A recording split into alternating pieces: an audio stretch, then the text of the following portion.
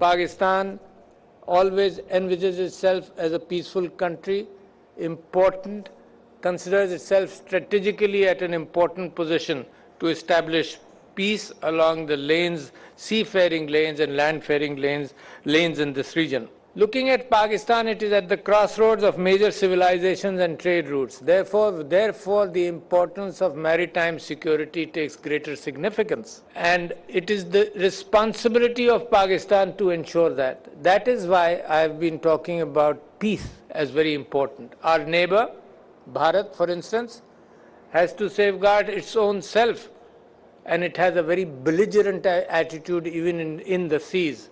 Pakistan has the responsibility of itself.